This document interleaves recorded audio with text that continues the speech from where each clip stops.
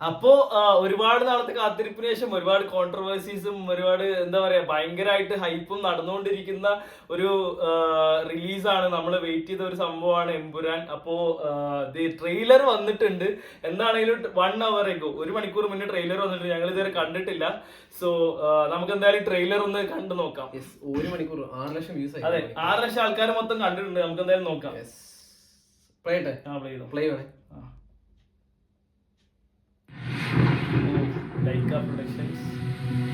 എന്റെ മക്കളല്ല എന്റെ പിന്തുടർച്ചക്കാർ. എന്നെ പിന്തുടരുന്നവർ ആരാണ്? അവരാണ് എന്റെ മക്കൾ. ഫസ്റ്റ് മറ്റേ അപ്പന്റെ സീനാണ്. ആ ഒരു സീൻ കണ്ടിന്യൂറ്റി കിട്ടാൻ വേണ്ടിട്ട് നോക്കാം.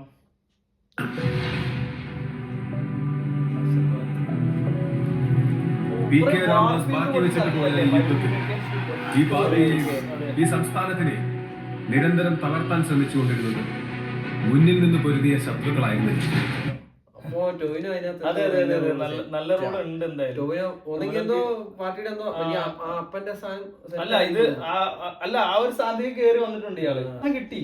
അതായത് ഇതിനകത്ത് ലൂസിഫറിനകത്ത് അയാൾ മരിച്ചു പോകുമ്പോ ടോവിനോ അല്ലേ മറ്റേ ഇതായിട്ട് നിന്നേ, അയാൾക്ക് മന്ത്രിസ്ഥാനം കിട്ടി. അയാൾ മന്ത്രി ആയിട്ടുണ്ടെന്നാണ് തോന്നുന്നത്. എന്തായാലും പ്ലേ ചെയ്യാം.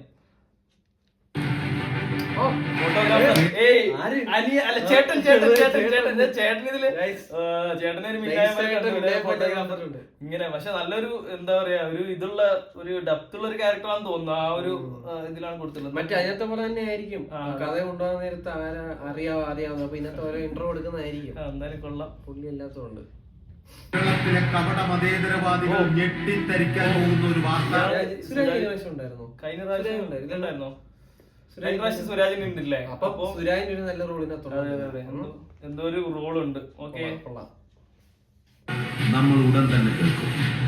राजनीति एक धंधा है हमारे देश का. അത് മറ്റേ പുറത്തുനിന്നുള്ള ഇറക്കുമതിയാണല്ലോ. ഏതോ മദാമയൊക്കെ ഉണ്ട് ഗൈസ്. നോക്കാം. അതെ, അത്ര ചില്ലറ കൈയല്ല. മനുഷ്യജീവന് മുകളിൽ ഒരു രക്തബന്ധത്തിനും വിലയുണ്ട് എന്ന് ഞാൻ കരുതുന്നില്ല. ഇതാണ് ഇതിനു വേണ്ടിയിട്ട് ഞാൻ വെയിറ്റ് ചെയ്തിരുന്നത്. ഞാനൊരു കാര്യം പറയട്ടെ, നമ്മൾ ടീസർ കണ്ടപ്പോ ഇല്ലേ, ടീസറിനകത്ത് എന്ന് പറഞ്ഞാൽ മൊത്തം ആ ഒരു 150 കോടിക്ക് എന്താണോ ഉണ്ടാക്കി വെച്ചേക്കുന്നത് മൊത്തം ഒന്ന് മിന്നി മറിഞ്ഞ് പോയായിരുന്നു. പക്ഷെ ഞാൻ ഇപ്പൊ ട്രെയിലർ സ്റ്റാർട്ട് ചെയ്തപ്പോ നമുക്ക് അങ്ങനെ ഇപ്പോഴാണ് അത് റിയൽ ആയിട്ട് തുടങ്ങുന്നത്. ബാഹുബലിക്കകത്തെ വണ്ടി വരുന്ന ഒരു അതും പോരാത്തതിനുണ്ടല്ലോ ആ കൊടി പറക്കുന്ന സീനും ബാഹുബലിയിൽ നിന്ന് കണ്ടിട്ട് ഏതോ മറ്റേ കൊടി ഇങ്ങനെ പറഞ്ഞില്ലേ ആ ഒരു സീനും കൊള്ളാം. അടുത്തൊന്ന് നോക്കാം. शुरू से वो एक के नाम से डरते थे. ഈ ഡ്രഗ് കാർട്ടൽസ്, ജിഹാദി ഗ്രൂപ്പ്സ് ഇവരെല്ലാം ജനറലി കേൾക്കെതിരാണ്.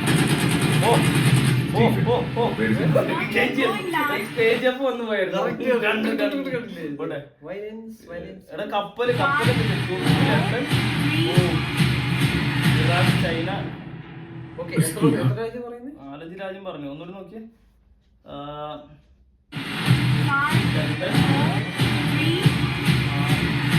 7 രാജ്യങ്ങൾ പറഞ്ഞു. उसकी आंखें सब देख रही है.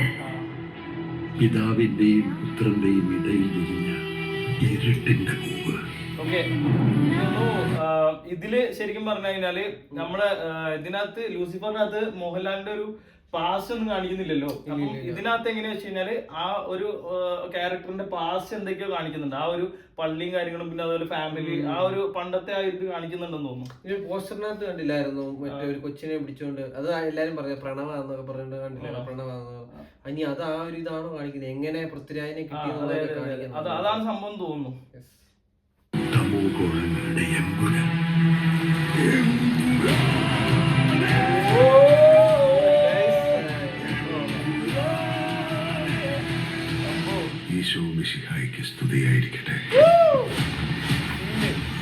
ജാൻവിയല്ലാതെ ഇനി ലോകത്തെ രക്തബന്ധം എന്ന് പറയാൻ എനിക്ക് ഒരാളേ ഉള്ളൂ അങ്കിൾ.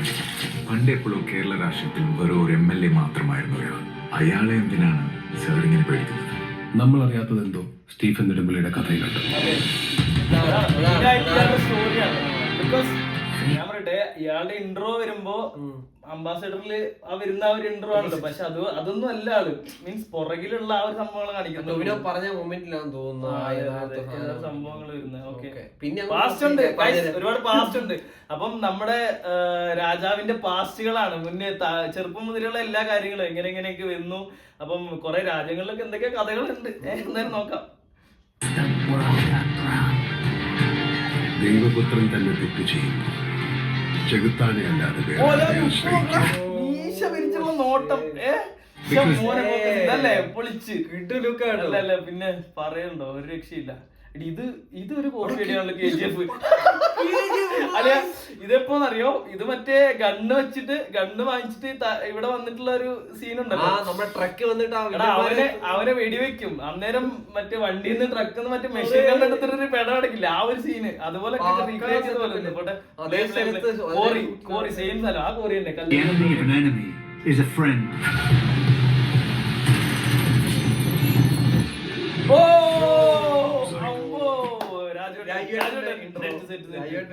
അടിപൊളി. ഓ, റേബനൊക്കെ വെച്ച് ഏതാ മോനെ ലുക്ക് ഇയാൾക്കുണ്ടല്ലോ. ഇയാൾക്ക് പോലീസ് വേഷം, പട്ടാളത്തിന്റെ വേഷം ഇതെല്ലാം ഇട്ട് ഇയാൾ വേറെ നെക്സ്റ്റ് ലെവലാണ്. Said Masood, we have to end this war.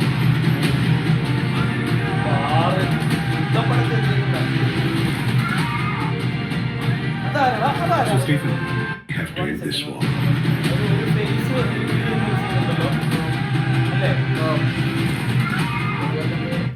ഇതാരാന്ന് തിരിയുന്നില്ല പക്ഷെ കേട്ടോ. ഇത് എനിക്ക് കണ്ടിട്ട് ഒരു പരിചയമില്ലാത്ത മുഖം, മനസ്സിലാവുന്നില്ല. വേറെ ഏതോ രാജ്യത്തെ ഒന്നും പറയാൻ പറ്റൂല, സജീവല്ല. അതെ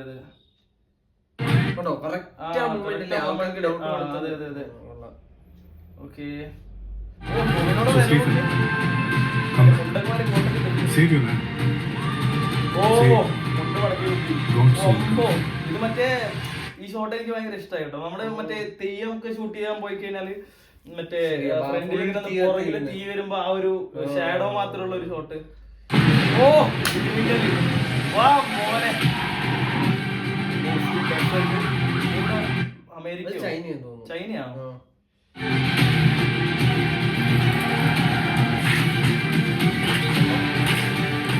നാട്ടിലും പുറത്തു പോയിട്ട് കുറെ ഉണ്ടല്ലേ. ഓ, മരുഭൂമി ലോകത്തൊരു അടിപൊളി ഷോട്ടല്ലേ.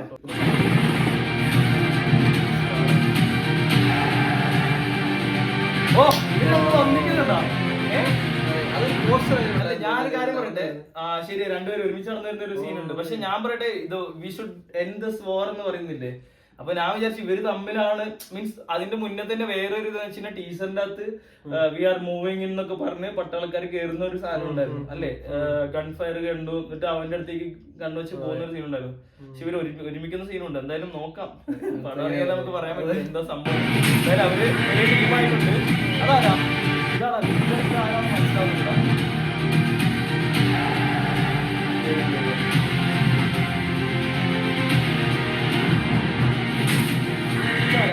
ഇതാരാടാ? ഇതാ തുടക്കത്തിൽ കാണിക്കുന്ന വില്ലനാണോ? ഇതാരാന്ന് മനസ്സിലാവുന്നില്ല. തുടക്കത്തിൽ കാണിക്കുന്ന ഒരു വില്ലനുണ്ടോ, അവനാണോ? ഓക്കെ.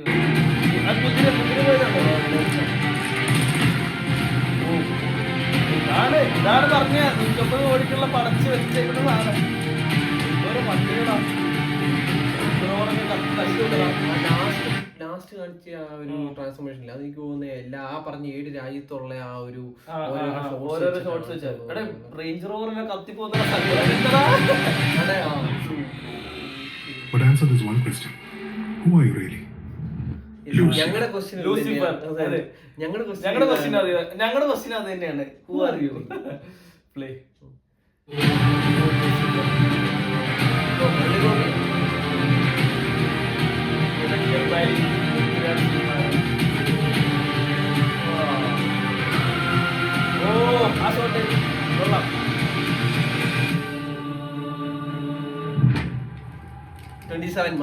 അതെ, അപ്പം 27 മാർച്ച് റിലീസാണ്. നമ്മളെല്ലാം വെയിറ്റിംഗ് അല്ലേ? അതെ, നമ്മളെല്ലാം വെയിറ്റിംഗ് ആണ്. നമ്മളെല്ലാം വെയിറ്റിംഗ് ആണ് എനിക്കറിയാം.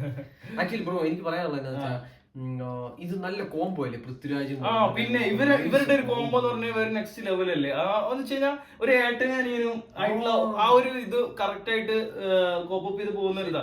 ഇതിനകത്ത് ഏട്ടനല്ല, പക്ഷെ എന്നാലും എന്ന് വെച്ച് കഴിഞ്ഞാൽ ഇവര് രണ്ടുപേരും ഇങ്ങനെ തോളോട് തോൾ നിൽക്കുമ്പോ വെച്ച് കഴിഞ്ഞാൽ സ്ക്രീൻ അങ്ങ് അല്ലേ വേറെ സ്ക്രീൻ പ്രസൻസ് വേറെ ലെവൽ, നെക്സ്റ്റ് ലെവലാണ്. രണ്ടുപേർക്കും അങ്ങനെ നല്ലൊരു ലെവലാണ്. രണ്ടുപേർക്കും അങ്ങനെ നല്ലൊരു കണക്ഷൻ ബിൽഡ് ചെയ്യാൻ പറ്റുന്ന ഒരു കോംബോ ഉണ്ടല്ലേ. എനിക്ക് പിന്നെ കൂടുതൽ തോന്നിയെന്നറിയോ, പൃഥ്വിരാജ് വന്നു കഴിഞ്ഞപ്പോ തൊട്ടാണ് ആ ഒരു വയലൻസിന് ഒരു ആ ഗെയിം പിന്നെ പുള്ളിയെ തന്നെ നല്ല രീതിയിൽ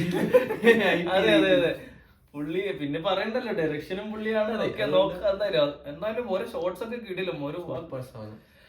പിന്നെ നീ മറ്റേ ഇത് കണ്ടില്ലായിരുന്നോ, മറ്റേ പോസ്റ്റർ ഇറങ്ങിയത്? പോസ്റ്ററിനകത്ത് ഒരു കണ്ണ് ബാക്കിയുള്ളവരെല്ലാം മണ്ടന്മാരാന്ന് വിചാരിച്ചോ. ഇതിപ്പം എന്താ പറയാ, ആരും കാണില്ലാന്ന് വിചാരിച്ചിട്ട് ഒരു കണ്ണ് വെച്ച്, എന്നിട്ട് എല്ലാരും കണ്ടിട്ടുണ്ട് എന്തായാലും സംഭവം.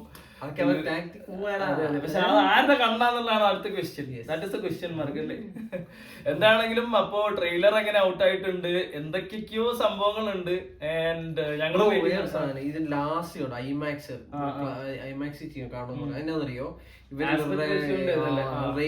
പിടിച്ചേക്കുന്ന റേഷ്യോ വ്യത്യാസമുണ്ട് ഇവരുടെ വീഡിയോ എടുത്തേക്കുന്നത്. അതെന്ന് വെച്ചാൽ ഇവർക്ക് സബ്ജക്ട് അടുത്ത് പോവാതെ കൂടുതൽ വൈഡ് ആയിട്ടുള്ള സ്ക്രീനിൽ കൂടുതൽ വൈഡ് ബാക്ക്ഗ്രൗണ്ടും, പക്ഷെ എന്നാ കണ്ടന്റ് എല്ലാം അതുകൊണ്ട് ആ റേഷ്യോ നല്ല ഇങ്ങനെ നീണ്ടു കിടക്കുന്ന റെക്ടാംഗിൾ ഷേപ്പ്. അതുകൊണ്ടാണ് ഐമാക്സ് പോയി കാണാൻ സജസ്റ്റ് ചെയ്യുന്നത്. നമ്മുടെ തിയേറ്ററൊക്കെ ആ ഷേപ്പ് അല്ല കറക്റ്റ്. അതെന്താണെന്നറിയോ, ഇപ്പൊ ഈ പറഞ്ഞ പോലെ ആ ഷോട്ടില് ആ കംപ്ലീറ്റ് സംഭവങ്ങൾ ഇൻക്ലൂഡ് ചെയ്തിട്ട് എടുത്തേക്കുവാണ്.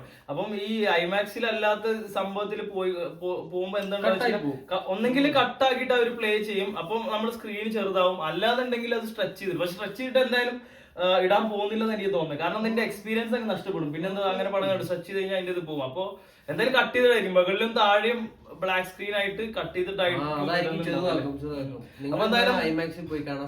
അതെ അതെ അതെ, ചിലപ്പോ എല്ലാരും പടം കാണാം. ഞങ്ങളിവിടെ എന്തായാലും തലേ ദിവസം 26-ാം തീയതി ഞങ്ങളിവിടെ ലൂസിഫർ ഞങ്ങളുടെ പ്രൊജക്ടറിൽ, ഞങ്ങൾക്ക് ഒരു പ്രൊജക്ടർ സെറ്റപ്പ് ഒക്കെ ഉണ്ട്, ഇവിടെ നിന്ന് ഞങ്ങൾ കാണും.